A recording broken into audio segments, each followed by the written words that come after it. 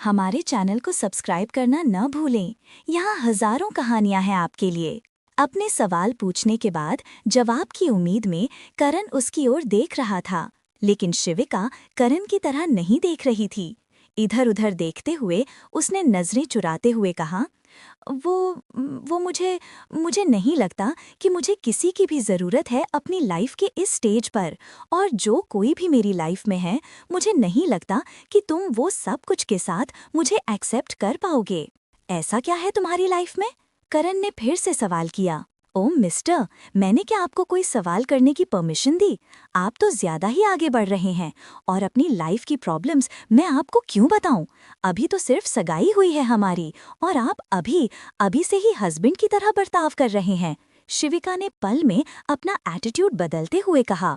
उसकी टोन सुनकर करण समझ गया कि वो कुछ छुपा रही है, इसीलिए उसके सुर अचानक बदल गए थे। हाँ, एक सवाल ही किया था मैंने, लेकिन उसका प्रॉपर जवाब नहीं मिला, तो बस। वैसे तुम नहीं बताना चाहती तो भी ठीक है, लेकिन जब भी मन करे तुम मुझसे शेयर कर सकती हो। I will definitely try to understand, Karan ने अपनेपन से कहा।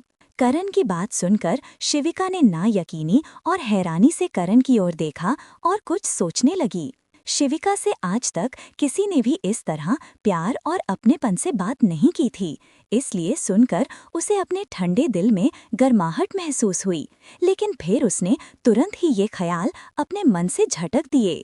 शिविका ने एक गहरी ठंडी सांस लेते हुए कहा, I don't think anyone can understand, but one second, तुमने कहा था कि तुम भी ये शादी नहीं करना चाहते, तो फिर तुम बताओ कि क्या रीज़न है? पहले से ही कोई है क्या लाइफ में? क्योंकि ठीक ठाक ही दिखते हो। शिविका ने करण से ये बात पूछ ली, लेकिन मन ही मन उसे उम्मीद थी कि करण का जवाब नहीं होगा, और वो पता नहीं क्यों ये बात नहीं सुनना चाहती थी कि करण की लाइफ में पहले से कोई लड़की है जिसकी वजह से वो शादी नहीं करना चाहता। नहीं, हम जैसे लड़कों की लाइफ में सिर्फ प्रॉब्लम्स होती हैं, गर्लफ्रेंड नहीं, क्योंकि सबको पैसे वाला अमीर बॉयफ्रेंड चाहिए होता है। सिर्फ ठीक ठाक दिखने से ही काम नहीं चलता। करण ने तंजिया लहजे में मुस्कुराते हुए कहा। उसके चेहरे पर दर्द और तकलीफ साफ दिख रही थी, जो शिविका को भी दिखाई दे रही थी, लेकिन उसने उस वक्त उसे तसल्ली देने के लिए कुछ नहीं कहा। शिविका ने अपना हाथ थोड़ा आगे बढ़ाया, लेकिन वो हाथ करण के हाथ पर नहीं रख पाई। कुछ सोचते हुए उसने अपना हाथ पीछे ले लिया। अच्छा, कोई लड़की नहीं है लाइफ में, तो फिर क्या रीज़न है? तुम्हारे लिए तो ये इतनी अच्छी अपॉर्चुनिटी है, बैठे बिठाए करोड़पति लड़की के हस्बैंड बन जाओगे, लेकिन फिर भी तुम ये शादी नहीं करना चाहते। ज़रूर कोई बड़ी वजह होगी, या फिर सिर्फ ऐसा बोल रहे हो?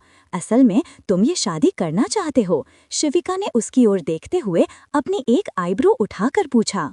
उसकी बात पर करण फिर से जबरदस्ती मुस्कुराते हुए बोला, मैं सच कहूँ तो अपनी लाइफ में अभी किसी को भी नहीं चाहता, और मुझे लगता है मैं अभी किसी भी लड़की के लायक नहीं हूँ, क्योंकि ना मेरी फाइनेंशियल कंडीशन इतनी स्टेबल है और ना ही घर का माहौल। उसके अलावा मेरे पापा ने न जाने कितने लोगों से कर्ज ले रखा है। मुझे तो लगता है मेरी पूरी लाइफ उनके लोन चुकाने में ही जाएगी, और सच कहूँ तो बस उसी 20 लाख के लोन को हटाने के लिए सच में मैं ये शादी कर लेता। अच्छा, तुम मेरे लायक नहीं हो, फिर भी, और तुम्हें क्या लगता है मैं एडजस्ट कर लूंगी तुम्हारे घर में तुम्हारी उन प्रॉब्लम्स के साथ? शिविका ने सवाल किया। सबसे पहली बात, मैं खुद तुम्हें अपनी लाइफ में आने के लिए अप्रोच नहीं कर रहा हूँ, ये सब कुछ हमारे पेरेंट्स ने डिस्कस किया। इसके अलावा तुम्हारे डैड चाहते हैं कि हम दोनों की शादी हो जाए। मेरे डैड का भी मुझ पर प्रेशर है, और ऐसे में मेरे पास जब कोई ऑप्शन नहीं है, तो बस ये समझ लो कि मैं थोड़ा सा सेल्फिश हूँ कि कम से कम एक प्रॉब्लम कम होगी मेरी लाइफ की। करण ने एक गहरी सांस लेते हुए कहा। उसकी बातों से ये क्लियर नहीं हो पा रहा था कि वो ये शादी करना चाहता है या नहीं। सच कहूँ तो वो दोनों ही एकदम बीच में फंसे हुए थे, ना ही पूरी तरह से एक दूसरे को छोड़ना चाहते थे, और ना ही अपने घर वालों की बात मानकर एक दूसरे से शादी करना चाहते थे। शायद उन दोनों को ही ये सब कुछ समझने के लिए कुछ वक्त चाहिए था, और यही सोचकर शिविका के पिता ने उन दोनों की सगाई से शादी के बीच उन दोनों को 6 महीने का टाइम दिया था। करण की बातें सुनते हुए शिविका कुछ देर के लिए जैसे उसमें ही हो गई।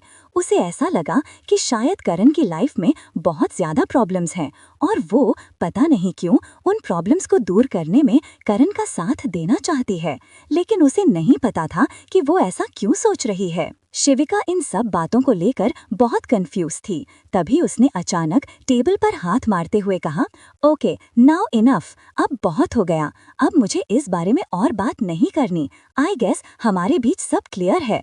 और हाँ, एक बात, ऑफिस में तुम मुझे मेरा नाम लेकर नहीं बुलाओगे, क्योंकि इससे सबको हम पर शक होगा और फिर किसी न किसी को हमारे रिश्ते के बारे में पता चल जाएगा, जो कि मैं बिल्कुल भी नहीं चाहती। ठीक है, मैं समझ गया मैम, बट सब कुछ क्लियर तो अभी भी नहीं है। करण ने कुर्सी से उठकर खड़े होते हुए धीमी आवाज में कहा। शिविका ने हैरानी से उसकी ओर देखा, लेकिन करण केबिन से बाहर चला गया और उस वक्त शिविका ने उसे नहीं रोका, क्योंकि इन सब बातों के बारे में सोचने के लिए शिविका को भी कुछ वक्त चाहिए था। करण के बाहर जाते ही शिविका दोनों हाथों से अपना सर पकड़कर लगभग अपने बाल नोचते हुए बोली, क्यों है ये सब इतना कॉम्प्लिकेटेड और कंफ्यूजिंग? क्यों कुछ भी समझ नहीं आ रहा है? ओह गॉड, क्या करूं मैं अब? शिविका ये सब सोचते हुए खुद से ही बहुत फ्रस्ट्रेटेड फील कर रही थी, लेकिन फिर कुछ गहरी सांस लेते हुए उसने खुद को समझाते हुए कहा, रिलैक्स शिवी, रिलैक्स, कुछ भी नहीं हुआ है। अभी भी तुम्हारे पास 6 महीनों का टाइम है और 6 महीने तो बहुत होते हैं। सब कुछ ठीक हो जाएगा और तुम्हें ये शादी भी नहीं करनी पड़ेगी। Relax, cool down. शिविका अपने हाथ से खुद को शांत करते हुए ये सब बोल रही थी। इतना बोलते हुए उसने अपनी आंखें बंद कर रखी थी। तभी उसे ऐसा महसूस हुआ जैसे कोई सामने खड़ा होकर उसे घूर रहा है। ऐसा फील होते ही शिविका ने अपनी आंखें खोल कर देखा। क्रमशः हमारे चैनल को सब्सक्राइब करना न भूलें। यहाँ हजारों कहानियां हैं आपके लिए। तुम यहाँ क्या कर रही हो दिव्या? एकदम से डरा दिया मुझे। दिव्या को सामने खड़ा देख शिविका थोड़ी घबरा गई और अपने सीने पर हाथ रखते हुए बोली, क्या कर रही हूँ? मतलब अब क्या मैं तुम्हारी केबिन में भी नहीं आ सकती? वैसे भूल गई क्या, मैं भी यहाँ काम करती हूँ? या फिर अब केबिन सिर्फ तुम्हारे उस हैंडसम पर्सनल असिस्टेंट के लिए ही बुक है? दिव्या ने उसे छेड़ते हुए कहा। दिव्या की बात सुनकर शिविका घबरा गई और नजरें चुराते हुए बोली, क्या कुछ भी बकवास कर रही हो दिव्या तुम? ऐसा तो कुछ भी नहीं कहा मैंने। मैं तो बस पूछ रही थी, कोई काम है क्या तुम्हें? अच्छा, अगर ऐसा कुछ भी नहीं है तो फिर इतना रिएक्ट क्यों कर रही हो? तुम जैसे तुम्हारी कोई चोरी पकड़ी गई हो। वैसे कोई बात नहीं यार, कोई क्राइम नहीं है किसी को पसंद करना, और वो तो इतना हैंडसम है। तुम्हें पता है, ऑफिस में काम करने वाली सारी लड़कियां तब से ही उसके पीछे लगी हैं जिस दिन से उसने ऑफिस ज्वाइन किया है। देखो, बाहर पूजा और निधि तो अभी भी उसे घूर रही हैं। दिव्या ने खिड़की से बाहर की ओर इशारा करते हुए शिविका का ध्यान उस तरफ खींचा। शिविका ने भी देखा कि उसके डिजाइनिंग हाउस में काम करने वाली ज्यादातर लड़कियों का ध्यान करण पर ही है और वे किसी न किसी बहाने से उससे बात करने की कोशिश कर रही हैं। व्हाट द हेल, ये चल क्या रहा है ऑफिस में? और वो सब लड़कियां पागल हैं क्या? इस तरह किसी के भी पीछे पड़ जाती हैं। शिविका थोड़े गुस्से में बोली। पिछले 2 मिनट से वो बाहर सबको देख रही थी और दिव्या ने जो कहा वो बिल्कुल सच था। शिविका के स्टाफ में ज्यादातर लड़कियां ही थीं, क्योंकि ज्वेलरी डिजाइनिंग में लड़कियां ज्यादा क्रिएटिव होती हैं और उनका इंटरेस्ट भी होता है। शिविका मेहनती और प्रतिभाशाली लोगों को नौकरी देती थी, इसलिए वो लड़का लड़की में कोई फर्क नहीं करती थी। कूल डाउन यार, चलने देना जो भी चल रहा है। और तू तो इस तरह रिएक्ट कर रही है जैसे वो तेरा बॉयफ्रेंड है। और वैसे वो इतनी देर यहाँ क्या कर रहा था? शायद अंदर से लॉक था केबिन। सच में ऐसा कुछ? दिव्या ने शरारत भरी निगाहों से शिविका की तरफ देखते हुए कहा। उसकी बात सुनकर शिविका बॉस वाले एटीट्यूड में आ गई। ज्यादा एक्स्ट्रा दिमाग है तेरे पास तो काम में लगाया कर।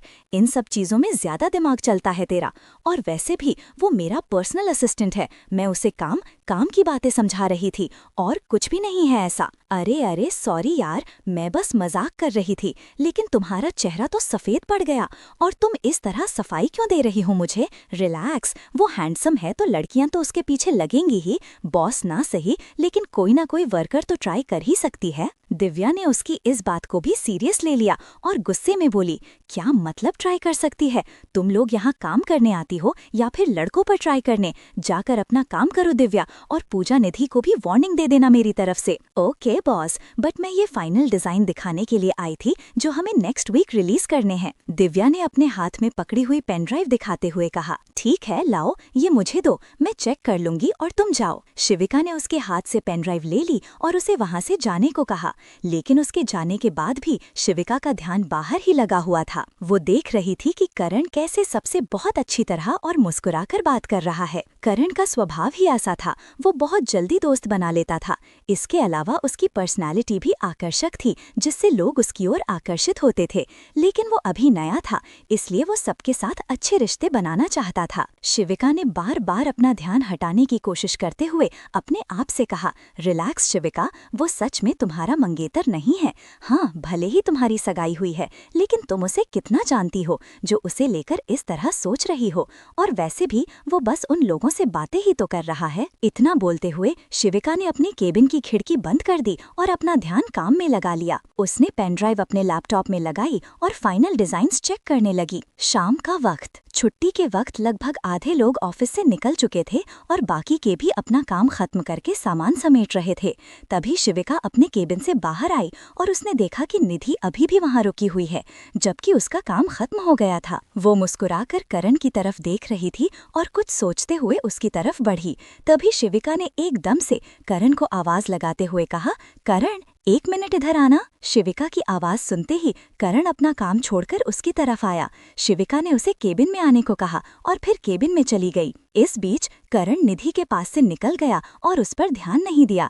इस बात पर निधि पैर पटक कर रह गई और वहां से चली गई, क्योंकि वो समझ गई थी कि अब उसे करण से बात करने का कोई मौका नहीं मिलेगा। दूसरी तरफ शिविका अपने केबिन में आते ही अपना सिर पकड़कर बैठ गई और अपने आप से बोली, शिवी, ये क्या कर रही है तू? अब वो ऑफिस में काम करता है तो इस तरह की चीजें तो रोज होंगी।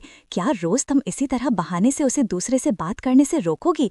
और मैं इतना सोच क्यों रही हूँ उसके बारे में? क्यों फर्क पड़ रहा है?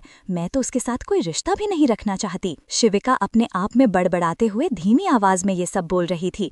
तभी केबिन का दरवाजा खुला और करण अंदर आते हुए बोला, यस मैम, कोई काम है क्या? 3-4 दिनों में ही काफी क्लोज हो गए हो तुम ऑफिस में सबसे, है ना? करण को सामने देखकर शिविका ने एकदम से कहा और ये बात बोलते ही उसने अपने मुंह पर हाथ रख लिया, जैसे कि उसने कुछ गलत बात बोल दी हो जो उसे नहीं बोलनी थी। व्हाट मैम, मुझे समझ नहीं आया, करण ने कंफ्यूज होते हुए पूछा। क्रमशः